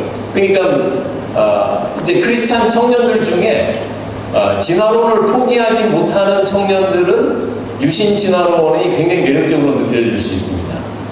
하지만 문제는 뭐냐면은 그것이 기독교적 진리를 손상시키는 부분이 있다면 그 이론은 정말 위험한 이론이 되는 것인데, 예를 들어서 하나님은 원시 지구만 만드시고 그냥 손을 떼셨다고 했을 때 그 안에서 뭐 어류, 양서류, 파충류 이렇게 나와서 포유류까지 나오고 거기서 이제 마지막에 인간까지 나와서 유인원이 나왔을 거 아닙니까? 유인원이 나왔으면은 아담과 하와는 그 당시에 유일한 부부가 아니에요. 호모 에렉투스에서 막 호모 사피엔스로 진화한 집단의 한 부부일 뿐이죠. 이런 것들은 성경의 내용과 성경에 선포된 내용과 조화를 이룰 수가 없습니다. 예수님이 유인원을 위해서 죽으시기 위해서 이 땅에 오셨다? 굉장히 위험한 이상한 이론이 되어버린 것이죠. 그래서 유신진화론을 주장하시는 분도 좀 뭐 스콥이 다양합니다만은 기본적으로 공통적인 그 특징은 뭐냐면은 이분들은 과학의 권위를 굉장히 높이 인정을 해요. 그럼 무슨 말이냐? 과학으로 설명할 수 없는 성경의 부분은 해석을 유보하는 그런 부분들이 많습니다. 예수님의 동정녀 탄생이라든지 또 예수님의 기적 부분 이런 부분들, 그러니까 너무 과학의 위상이 높다 보니까 성경하고 같은 레벨인 거예요. 그러니까 과학으로 해석할 수 없는 부분은 한 걸음 물러서는, 그러니까 과학주의인 거죠. 과학이 우상이 된 것이죠. 저는 유신신화론이 바로 그 문제를 해결하지 못하면 유력한 이론으로 앞으로 치고 나가긴 어렵다, 저는 그렇게 생각이 되는데, 어쨌든 최근에 교회 청년들을 통해서 또 이제 서울대 우모 천문학과의 우모 교수님 통해 가지고 열심히 사역하고 계시거든요. 그래서 좀 위험한 그런 움직임들이 있는데, 장로님들께서 또 많은 관심과 또 기도가 필요한 그런 부분이라고 또 볼 수가 있습니다. 어쨌든 제가 이 표를 보여드리는 이유는, 많은 정말 유명한 과학자들이거든요. 유명한 과학자들도 공통조상이 맞느냐 틀리느냐 합의가 이루어지지 않고 있습니다. 창조주 있느냐 없느냐 합의가 이루어지지 않아요. 그러니까 모든 과학자가 동의한다면 그건 객관적인 사실이죠. 과학적 사실이라고 할 수 있겠지만, 과학자마다 지금 주장하고 믿는 것이 다 다르다는 것은, 그거는 그 사람의 믿음에 따라서, 세계관에 따라서 어떤 주장하는 바가 달라지는 그런 이슈라는 것을 우리가 쉽게 알 수가 있는 대목이죠. 그래서 제가 이제 정리하자면 4가지를 예를 들어서 설명을 드렸잖아요. 이 4가지 어느 것도 정말 제대로 된, 정말 모든 사람이 인정할 수 있는 객관적 사실로 받아들일 수 있는 내용은 단 한 가지도 없어요. 이 4가지가 우리를 진화론자로 만든, 그 교과서에 실린 바로 그 증거들 아닙니까? 하지만 그것은 조금 우리 관심을 가지고 파고 들어가서 공부를 해보면, 그건 과학적 사실, 객관적 사실을 다루는 게 아니고 무신론적인 학자들의 주장, 어전 자연 발생설, 정말 하나님은 필요 없다, 그런 세계관적인 주장의 산물일 뿐이라는 것입니다. 그것을 우리 교회 학교를 통해서 반드시 우리 아이들에게 가르치고, 또 이 아이들이 좀 더 열심히 공부해서 진화론의 어떤 그 구체적인 부분들 하나하나를 또 이제 문제를 제기하고, 또 유신론적인 관점에서 또 많은 이론들이 또 만들어져야 됩니다. 지금 아까 공통 설계 이론, 이것도 유신론적 이론 중에 하나거든요. 그리고 좀 이따 보시겠습니다만, 이제 어떤 자연계에서 나타나는 규칙성들, 이런 것들이 유신론을 강력하게 뒷받침하는 증거들이기 때문에 그런 그 공부를 하고 또 도구로 사용될 또 우리 아이들이 교회를 통해서 나와야 될 그런 시점이라는 생각이 듭니다. 그래서 지금 좀 전에 말씀드린 대로 자연계에서는 정말 진화론으로 설명하기 진짜 어려운 그런 특징들이 나타나거든요. 이런 부분들이 우리 주일학교 학생들이 정확히 보고, 또 좀 더 관심을 가지고 공부하는 아이들은 이걸 가지고 좀 이론으로 만들어서, 유신론적인 이론으로 진화론과 정말 같이 대등하게 이렇게 타당성 대결을 할 수 있는 그런 이론들이 우리 교회를 통해서 나와야 된다, 그런 생각이 드는데요. 예를 들어서 대칭, 이거 놀라운 그 규칙성 아닙니까? 제가 지금 대칭으로 생겼잖아요. 대칭이 저만 대칭이 아니고 지금 장모님들도 다 대칭이십니다. 양쪽 눈, 이빨, 갈비뼈. 근데 우리만 대칭이냐? 모든 동물이 다 대칭이에요. 소, 돼지, 말, 파리, 모기, 개, 다 대칭이잖아요. 양쪽으로 가운데 선 그으면 양쪽 대칭으로 돼 있잖아요. 말미잘 360도 대칭이죠. 이 나비 보십시오. 얼마나 완벽하게 대칭이잖아요. 대칭이 우연히 어쩌다 보니까 나오는 구조라고 설명하면 그게 타당한 설명인가요? 대칭은 우연히 나오는 구조가 아닙니다. 어떤 지혜를 가진 존재가 같은 기하학적 구조니까 같은 위치에 있어야 되겠구나 해서 배치를 시켜야, 그렇게 디자인을 해야 나오는 것이 대칭이잖아요. 근데 진화론의 핵심적인 이론은 핵심적인 메커니즘은 뭡니까? 무작위적인 랜덤 프로세스, 그렇죠? 우연의 과정으로 모든 존재들이 자연 발생했다는 거 아니겠어요? 하지만 자연 발생했다면 우리는 이렇게 대칭, 규칙적으로 생기면 안 됩니다. 마치 돌멩이처럼 지 마음대로 생겨야죠. 이 대칭만 보더라도 여기 교과서에 나오는 대칭 설명하는 그림이고요. 우리가 분명히 우리의 존재를 만든 절대 지혜자, 설계자, 창조주, 정말 성경에서 우리가 정말 여호와 하나님의 창조주 하나님의 존재를 이런 생물학적인 특징을 가지고 또 생각해 볼 수 있도록 아이들에게 눈을 뜰 수 있도록 해주는 것이 필요하고요. 또 하나는 피보나치 수열이라는 게 있죠. 피보나치 수열은 앞에 두 숫자를 합치면 그 다음 숫자가 되는 1 더하기 1은 2, 여기 2 더하기 3은 5, 5 더하기 8은 13, 뭐 이런 식으로 그런 규칙성이 있는 수열이 피보나치 수열이죠. 요것이 해바라기 씨에서 나오는 해바라기 꽃에서 있는 그 씨가 꼽혀 있는 이 반경 있지 않습니까? 거기 나오는 그 반경이 34, 55, 89 이렇게 커갑니다. 다 피보나치 수열에 나오는 숫자들이거든요. 또 이 피보나치 수열에 나오는 숫자들을 앞에 숫자를 뒤에 숫자로 이렇게 뒤에 숫자를 앞에 숫자로 나누면 1.618대 1로 무한대로 봤을 때 1.618대 1이라고 하는 비율로 귀결이 됩니다. 그것을 황금 비율이라고 합니다. 골든 레이시오. 그래서 피보나치 수열을 기초로 한 이 규칙성이 우리 소라껍질이라든지 이 소라껍질이 반지름이 커가는 거 보면은 1, 2, 3, 5, 8 이렇게 커가고 있잖아요. 그렇죠? 장미꽃이 커가는 거라든지 이 해바라기 꽃이 가진 피보나치 수열의 복잡성은 사이언스지에서도 보고가 될 정도로 모든 과학자들이 이미 관찰되는 거니까요. 그렇게 하는 것이고 또 영국의 그 데일리 메일 그 신문이 있지 않습니까? 거기 인터넷판에 보면은 갤럭시 은하 있잖아요. 이 우주에도 별들의 집단, 천체 집단도 역시 놀랍게 골든 레이시오, 이 피보나치 수열에서 나온 그 황금 비율로 형태가 이루어졌다는 것은 정말 이 우주 만물을 다스리는 어떤 지적인 존재가 분명히 존재할 것이라고 하는 너무나 타당한 추론이 가능하게 만드는 그런 현상들입니다.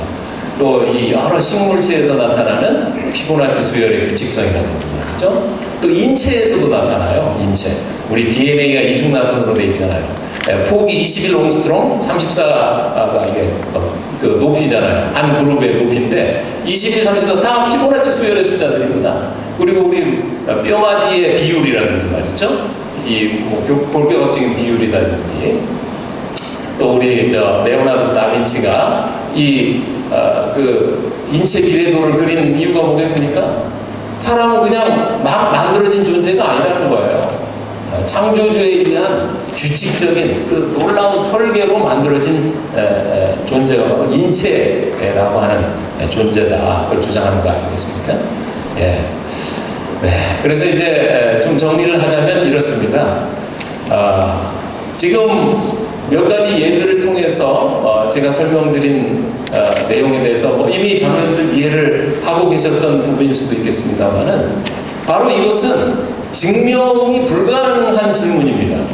창조된 거, 진화된 거 증명이 안 됩니다. 증명하자고 하는 문제가 아니고 이거는 증거를 제시하면서 자기의 주장을 논증하는 그런 분야입니다. 그래서 과학이 맞긴 맞습니다. 맞긴 맞는데 우리가 보편적으로 과학이라고 부르는 것은 실험과학이라고 부릅니다. 실험과학. 그건 실험을 해서 뭔가를 증명해내는 거죠. 근데 이 창조됐느냐 진화됐느냐라는 것은 증명이 불가하기 때문에 이거는 과학 중에 좀 특별한 분야로 떼내어가지고 기원과학이라고 부르는 겁니다. 오리진 사이언스. 그래서 실험과학은 다른 말로 작동과학, 기원과학은 역사과학 이렇게 다른 이름으로 부르기도 합니다만은 어쨌든 기원과학은 어떤 관찰된 현상을 증거로 제시하면서 이 증거를 해석함에 있어서 나의 세계관에서 나온 그 이론을 논증하는, 그거의 타당성을 주장하는 그런 분야가 바로 비론과학이고, 그것이 바로 창조론이요 진화론, 그 이론들이 되겠습니다. 그렇다면 우리가 교회 학교에서 이 아이들에게 이 이슈, 기원의 문제 어떻게 가르칠 것인가? 이거는 뭐 정답은 뭐 장로님들마다 좀 다를 수 있겠습니다만, 제가 추천하는 방법은 바로 이겁니다. Teaching controversy입니다. 논쟁을 가르치셔야 돼요. 가르치시는 겁니다. 그건 무슨 말이냐면은, 내가 주일학교 선생님이에요. 근데 선생님은 창세기 1장에 각 종류대로 창조됐다라고 말씀을 하셨기 때문에 나는 그냥 믿어. 그러니까 너네도 그냥 믿어. 마치 우리 교회에 나이 드신 어르신들, 난 그냥 믿어줘요, 이렇게 고백하시는, 그거는 주일학교에서는 안 먹혀드립니다. 요즘 대학생들, 중고등학생들 논리가 안 맞으면 끝까지 따집니다. 근데 자기가 논리가 안 맞는 것이 자기가 안 맞다? 아주 깔끔하게 승복합니다. 얼마나 논리에 민감한지 몰라요. 이 아이들 앞에 창세기에 그렇게 하나님 말씀하셨기 때문에 믿어야 돼. 전혀 안 통합니다. 그럼 뭘 말해야 될 것이냐? 이런 증거들을 구체적으로 제시하면서 진화론에선 이렇게 설명하고 있고 창조론에선 이렇게 설명하고 있는데 왜 이렇게 결론이 다르냐? 그건 그 뒤에는 유신론과 무신론이라고 하는 세계관적인 배경이 다르기 때문에 그런 것이라고 하는, 이걸 차근차근 설명해주고 그 두 이론을 소개하면 됩니다. 판단은 그들에게 맡기는 게 좋겠어요. 너 이거 믿어야 돼 라고 말이 나가는 순간 문을 닫습니다. 얘네는. 대학생들만 해도 그래요. 선택을 스스로 하게 해줘야 됩니다. 어쨌든 논쟁의 포인트가 뭐냐, 컨트로버시 그 자체를 가르쳐야 되는 것이죠. 뭐 때문에 그렇게 싸우고 있고 뭐가 쟁점이고 이런 부분들이죠. 거기에 조금 더 덧붙인다면 아까 말씀드린 어떤 규칙성이 있잖아요. 이런 것들은 우리 한동대 학생들한테 가르쳐보면 굉장히 흡수가 잘 되는 그런 증거들이죠. 결론도 유신론적으로 결론을 맺고 그렇게 논증하는 것이 훨씬 타당성이 높게 나오는 그런 증거들이죠. 어쨌든 중요한 건 컨트로버시를 가르친, 논쟁 가르치기, 이것이 중요한 포인트가 아닌가 그런 생각이 듭니다. 그래서 그 아래 부분도 있습니다만은 진화와 창조와 논쟁은 진화는 과학이고 창조는 종교다, 이런 프레임이 우리 어린아이들에게도 있어요. 왜냐하면 모든 텔레비전, 얘네가 보는 책 이런 데서 자꾸 그런 메시지를 날리기 때문에 자연스럽게 그 프레임 안에 갇혀 있습니다. 그걸 깨주셔야 되는 거죠. 이것은 과학과 종교의 싸움, 과학과 비과학의 싸움이 아니다. 이거는 유신론과 무신론이라고 하는 세계관의 충돌이요, 세계관 간의 싸움이라고 하는 것을 정확히 짚어줄 필요가 있는 것이죠. 그래서 아까도 다 말씀드린 겁니다만은 그리스도인이기 때문에 진화론을 더 철저히 공부하고 분석하고 그걸 이해하고 또 비판할 수 있는 그런 포인트들을 찾아낼 수 있어야 된다는 거죠. 하나님의 대학이기 때문에 한동대학이 가장 진화론에 열심을 내서 공부를 해야 되는 이유가 거기 있다고 생각이 됩니다. 이제 좀 제가 정리하면서 세 분의 과학자를 좀 소개해드리겠습니다. 이분은 프란시스 콜린스라는 분인데요. 지금 이 21세기에 가장 업적이 많은 분자생물학자 중에 한 분이에요. 이분은 NIH 있잖아요. 미국 국립보건원. 거기 원장님이에요. 근데 이분은 옛날 그 인간 게놈 프로젝트 그거 1차 그거 책임자였기 때문에 거기서 성과가 좋았거든요. 그래서 오바마 대통령이 NIH 원장으로 임명을 했는데 지금도 원장이었어요. 근데 이분이 크리스찬이잖아요. 크리스찬인데 이분이 독특한 것이 뭐냐면은 진화도 믿는다. 이걸 커밍아웃 아주 자랑스럽게 말하시는 분이에요. 뭐 꼭 자랑할 것까지는 아니지만 어쨌든 너무, 그래서 신의 언어라고 하는 우리말로 번역된 책 저자십니다. 그러니까 이분이 바이오로고스라고 하는 그런 웹사이트도 운영하시면서 말이죠. 아까 말씀드린 유신진화론의 대표 과학자라고 볼 수 있는 분이죠. 하지만 다시 한번 반복해서 말씀드린다면 유신진화론의 가장 큰 문제점은 뭐냐? 성경과 과학을 같은 권위를 부여한다는 것. 굉장히 위험합니다. 성경을 과학으로 막 해석하기 시작하면요, 6일 창조가 맞냐, 오래된 지구가 맞냐, 지금 크리스찬 과학자들끼리 싸우고 있잖아요. 그런 싸움에 매몰되게 돼요. 지구의 연대는 6일일 수도 있고 오래된 지구일 수도 있고 이렇게 설명할 수도 있고 이런 설명하는 이론도 있고 소개하는 것까지입니다. 성경은 그 이상으로 들어가는 것을 허용하지 않고 있습니다. 왜냐하면 성경에서 요음이라고 하는 단어 자체를 24시간도 요음이고 긴 기간도 요음이고 다 요음이거든요. 그런데 왜 과학이라고 하는 도구를 들고 와서 그거는 24시간만 맞아, 그러니까 6일 창조야, 긴 기간이 맞아, 오래된 지구야, 그거 가지고 한국 창조과학회에서 싸우고 날리고 또 이제 뭐 그러고 있지 않습니까? 그거는 과학을 우상화하는 잘못된 어프로치라고 저는 생각하고요. 어쨌든 유신진화론 아주 위험한 이론의 수장이십니다. 이분은 뭐 다 아시겠죠. 리처드 도킨스. 예, 반 창조론, 반 기독교. 이분은 이제 옥스퍼드 대학의 동물학자인데, 예, 뭐 철학가라고 얘기할 수 있을 정도로 이 진화론 운동에 굉장히 열심을 내셨던 분이죠. 지금 은퇴하셨습니다만 이분이 책을 너무 잘 쓰니까 뭐 이기적 유전자, 뭐 만들어진 신, 뭐 눈먼식이고 책을 내면 그냥 다 베스트셀러예요. 그리고 논술 시험 지문으로 나옵니다. 이분 책의 내용 아주 심각해요. 이분은 뭐 대놓고 하나님의 이름을 모욕하는 이야기를 대놓고 합니다. 예를 들어서 이 FFRF라고 하는 미국의 시민단체에서 이런 포스터들을 만들면서 막 홍보하거든요.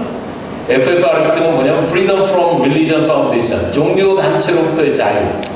뭐 미국의 종교단체가 뭐겠어요? 개신교 말하는 거죠. 아주 반기독교적인, 반교회적인 그런 단체거든요. 이 버스 옆에 Sleep in on Sundays, 주일날은 푹 자라, 쓸데없이 교회 가고 뭐 이러지 말고 푹 자라, 뭐 이런 홍보를 하는, 운동을 하는 단체인데 거기서 만든 리처드 도킨스의 포스터입니다. 여기 하나만 볼까요? The God of the Old Testament, 구약 성경의 하나님이라는 존재는 the most unpleasant character in all fiction. 일단은 구약 성경이 사실을 다루는 것이 아니고 픽션이라는 것입니다. 픽션, 만들어진 이야기라는 거죠. 구약 성경이 일단 소설 같은 이야기인데 거기에서도 the most unpleasant character, 가장 불쾌한 캐릭터가 바로 구약에 나오는 여호와 하나님이라는 존재라고 하면서 대놓고 하나님의 이름을 욕하고 다니는 그런 유명한 동물학자입니다. 하여튼 뭐 엄청 유명해요. 하여튼 그 다음에 세 번째 한 분만 더 소개해드릴게요. 이분은 야마나카 신야 교수님인데 일본 교토대학의 의과대학 교수님이죠. 이분은 2012년에 유도 맞는 줄기세포 개발한 공로로 노벨상을 받으셨습니다. 노벨 생리학상. 그래서 저랑도 이제 비슷한 또 분야라서 이제 학교에 가서 인사도 하고 그랬었는데 이분을 제가 굉장히 좋아하거든요. 이분은 무신론자입니다. 일단은. 근데 일본의 그 서점에 가서 봤더니 말이죠. 이런 책이 나왔더라고요. 제가 좋아하는 그 야마나카 신야 선생하고 옆에 어떤 할아버지하고 같이 사진 찍은 게 있어서 봤더니 무슨 책인가 했더니 이 흰머리 할아버지는 마스카와 요시히데라는 분인데 나고야 대학의 물리학 교수님인데 이분은 노벨 물리학상 받은 분이에요. 그러니까 두 노벨상 수상자가 어떤 근본적인 질문들을 서로 대화를 나눈 걸 책으로 만든 거더라고요. 그래서 그냥 한번 들어봤는데 너무 재밌는 내용이 나옵니다. 여기 그 중에 재밌는 부분을 여기 빨간색으로 한번 쳐봤는데요. 진화론에 대한 이야기가 나와요. 근데 이제 그 앞에 뭐 종교가 있느냐, 뭐 야마나카 센세는 종교가 있습니까? 뭐 이런 질문이 오가는 거 아닙니까? 근데 나는 종교는 없습니다만은 하면서 여기 야마나카 선생이 말하는 내용이 나옵니다. 여기 보면은 생물학을 연구하다 보면 세부츠가 듣고 야떼이루또 고레코소 소레코소 고레와 가미사마니시카 데키나이토. 이거는 뭐냐면 이거는 가미사마가 뭡니까? 신이잖아요. 일본은 뭐 가미사마가 너무 많으니까 어쨌든 하나님도 신이라고 얘기하는 것이죠. 신이 아니고서는 불가능하겠구나 이렇게 생각될 때가 너무 많다는 거예요. 자기가 생물학을 연구하다 보니까 세포, 인체 너무 그 시스템이 복잡하고 신비롭기 때문에 이건 신이 아니고서는 이런 존재를 만들 수가 없겠구나 이런 생각이 들 때가 많으니까요. 이런 이야기를 하는 거예요. 그러면서 그 밑에 왠지 모르겠습니다만 진화론은 여기 보면은 이거 빨간색만 하죠. 진화론은 아직 그 누구에 있어도 증명되지 않았기 때문입니다. 증명될 수도 없지만 왠지 모르겠지만 일본 사람들은 모두 원숭이에서 진화했다고 생각하지만 쇼베와 사레떼이나 이거 굉장한 이야기입니다. 증명이 된 이야기가 아닙니다 라고 노벨상 수상자가 진화론이 증명되지 않았다라고 정말 돌직구를 날리는 내용이에요. 그래서 제가 이분을 더 좋아하게 됐나 봐요. 이분은 무신론자인데도 그렇게 고백하는 거 아닙니까? 자기 전문 분야에서 전문 지식을 가지고 연구를 하다 보니까 이건 신이 없어서는 도저히 이런 시스템이 나올 수가 없겠다. 그렇게 고백하고 있는 거 아니겠어요? 그래서 이 세 분을 제가 소개를 드렸습니다. 프란시스 콜린스, 유신진화론자죠. 리차드 도킨스, 완전 무신론자죠. 야마나카 시니아 센세. 이분은 무신론이지만 종교가 없다고 하시지만 신의 존재를 어렴풋이 느낀다고 고백하셨어요. 자, 그러면 우리가 이 세 분의 공통점은 뭘까요? 우리가 사는 시대에 진짜 업적을 많이 남긴 생물학 과학자들입니다. 그래서 이분들이 하는 얘기들은 뭔가 맞을 것 같아요. 그걸 제가 배우고 싶고 따라하고 싶어요. 근데 아쉽게도 하나님에 대한 이야기, 나의 존재에 대한 나는 어디서 왔는가, 난 창조됐는가, 진화되었는가 이 부분에 대한 질문에 대해서는 이 세 분이 다 서로 다른 이야기를 하고 있습니다. 오히려 기대했던 프란시스 콜린스는 엉뚱한 진화를 얘기를 했는데 이 무신론 자기는 종교가 없다라고 말하는 야마나카 선생은 신이 존재해야지만이 우리가 존재할 수 있을 것 같다라고 얘기하고 있거든요. 누구의 말을 믿어야 될까요? 우리 아이들은요 이런 분들의 말에 귀를 기울일 수밖에 없습니다. 그럼 누구의 말을 들으라고 해야 됩니까? 이거는 누구의 말을 듣고 답을 찾을 문제가 아닌 것이죠. 이것은 내가 스스로 답을 찾아야 될 내 인생에 걸린 문제, 그 질문이라는 것을 우리 아이들에게 가르쳐줘야 되는 것이죠. 근데 우리는 그 답을 찾는 데 있어서 그냥 방치되어 있지 않죠. 우리 존재를 알 수 있는 말씀을 주신 겁니다. 하나님께서. 계시의 말씀을 통해서 너는 누구냐? 너는 바로 내 아들이요, 내 딸이라고 하는, 너는 하나님의 자녀라고 하는 답을 계시의 말씀을 통해서 주고 계시는 거죠.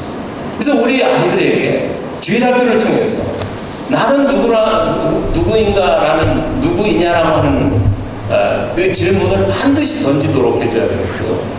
그것을 답을 찾는 방법이 있는데 그건 유명하고 정말 존경할 만한 사람이 그걸 믿기 때문에 내가 믿고 따라할 문제가 아니라는 것. 그렇다면 무엇이냐? 하나님의 계시의 말씀.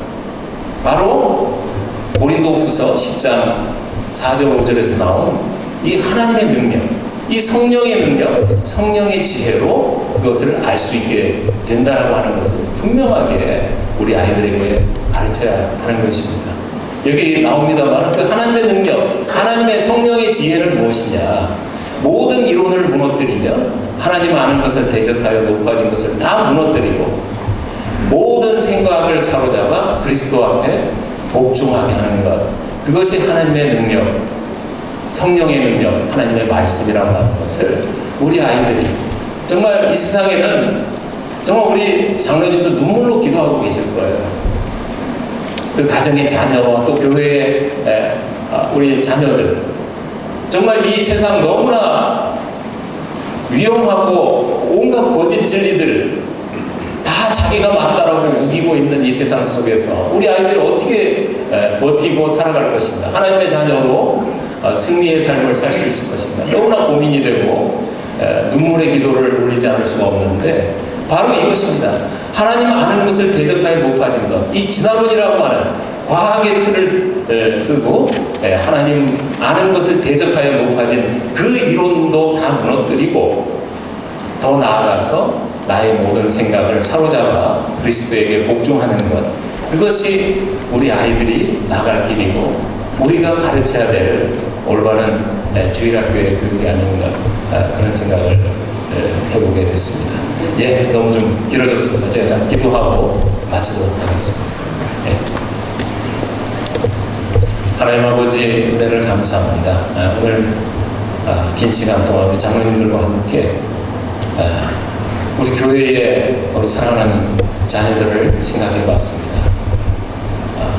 정말 온갖 거짓 철학과 또 거짓 진리들이 난무하고 판을 치고 있는 이 세상 속에서 정말 하나님의 말씀으로 우뚝 설 수 있는 우리 귀한 주님의 아들, 딸들, 하나님의 인재들, 하나님의 사람들이 우리 교회를 통해서 나와야 할 텐데, 하나님, 저희가 어떻게 그들을 가르쳐야 되겠습니까? 우리 자신이 누구인지도 정말 학교에 가면 다른 이야기를 하고 텔레비전을 틀면 엉뚱한 소리를 해대는 이 세상 속에서 우리 아이들을 무엇으로 어떻게 가르칠 것인가, 오늘 함께 고민하고 생각해 봤습니다. 정말 주님께서 말씀을 통해서 저에게 가르쳐 주시는 것처럼 정말 어떤 견고한 진도 무너뜨리는 하나님의 능력, 이것만이 저희의 답인 줄 믿습니다. 하나님, 우리 사랑하는 장로님들 한 분 한 분, 또 그 속해 계신 모든 교회 한 교회 주님께서 축복하시고, 정말 우리에게 성령의 지혜, 하나님의 능력을 부어주셔서 우리가 교회 학교를 통해서 정말 우리의 존재를 깨닫고, 정말 이 세계관의 충돌, 엄청난 영적 전쟁 가운데 있는 이 세대 속에서 정말 승리하며 우리 교회가 귀한 인재들 배출해낼 수 있도록 하나님 힘을 주시고 이끌어 주시옵소서. 모든 것 주님 앞에 맡겨드렸고 예수님의 이름으로 기도하였습니다. 아멘.